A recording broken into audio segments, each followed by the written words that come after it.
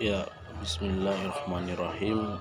Assalamualaikum warahmatullahi wabarakatuh. Perkenalkan, nama saya Muhammad Adar. Saya akan sedikit menjelaskan atau mendalami tentang bagaimana perawat dalam penerimaan pasien di UGD. Ya, saya mengambil di UGD ya karena memang unit gawat darurat ataupun UGD itu sendiri adalah tempat pertama di mana pasien itu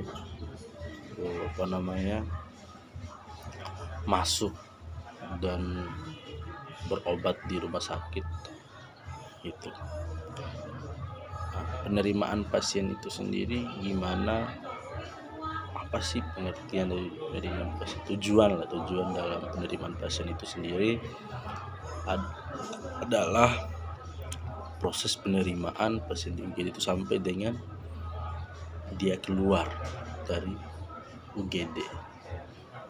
Nah, sebagai ataupun tujuan daripada penerimaan pasien itu sendiri sebagai tata laksana dalam penerimaan pasien baru. Dia adalah cara ataupun tata laksana dalam penerimaan pasien baru.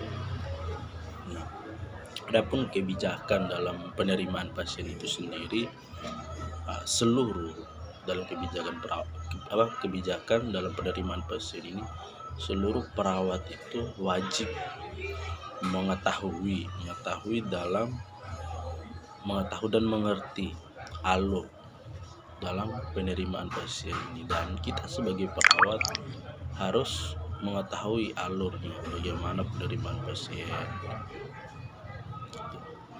Nah, adapun dalam prosedural dalam penerimaan pasien ini, yang pertama, perawat menerima pasien kemudian dicatat identitas lengkap dan jelas.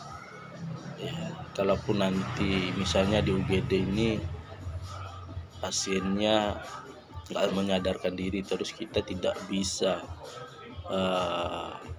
melakukan tanya jawab mengenai identitasnya, mungkin nanti ada keluarga yang mengantar. Kalau bisa itu keluarga yang satu kakak ataupun keluarga dekat daripada pasien ataupun klien ini sendiri. Terus yang selanjutnya, perawat ini melakukan anamnesa. Nah, ini sangat penting. Perawat ini harus melakukan kira-kira pasien ini gimana, melakukan anamnesa. Dan ketiga, perawat ini melakukan pemeriksaan TTV, tanda-tanda vital, misalnya nadinya berapa, suhunya berapa, respirasinya berapa.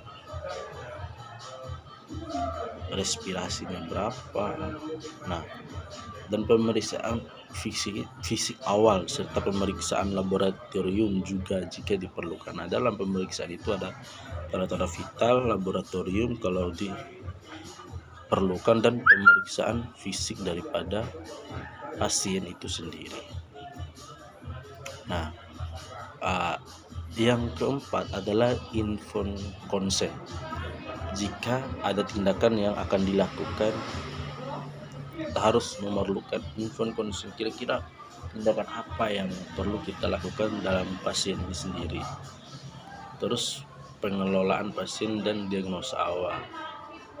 Kira-kira setelah kita melakukan anamnesa, pemeriksaan fisik, tanda-tanda vital, laboratorium, kita harus menentukan kira-kira diagnosa awal daripada pasien ini apa. Nah, kalau dalam UGD itu kan ada 3 jenis pasien. Ada yang gawat darurat, yang memang pada dasarnya pasien yang gawat darurat ini memerlukan tindakan segera dan mengancam jiwa. Jadi dia ini sudah gawat dan darurat.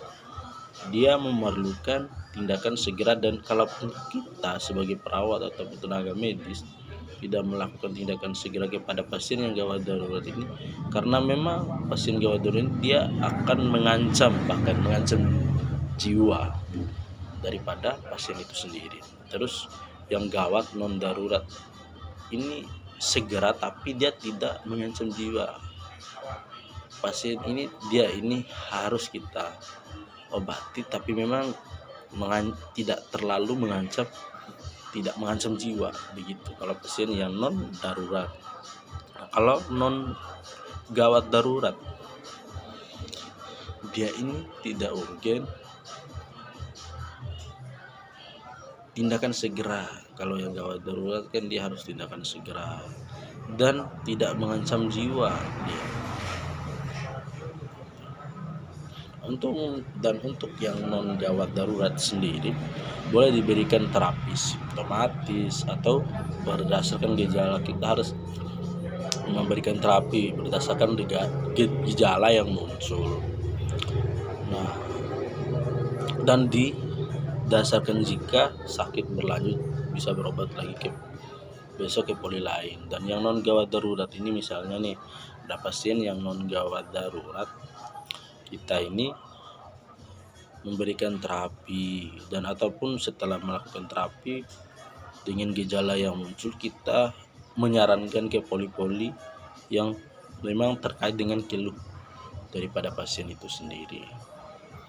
Nah, untuk gawat darurat dan gawat non darurat, perawat menghubungi dokter juga pada hari tersebut dan melaporkan kondisi terakhir pasien dan boleh melakukan tindakan awal. Nah, tindakan awal ini misalnya udah melewati beberapa tahap tadi, kita sebagai tenaga medis kepada pasien boleh melakukan tindakan awal pertolongan pertama bagi life support BLS, meliputi airways, bebaskan jalan nafas, just through kind life, dan hiperekstensi.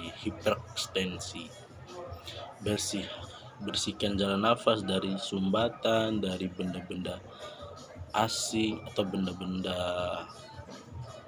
atau sekret.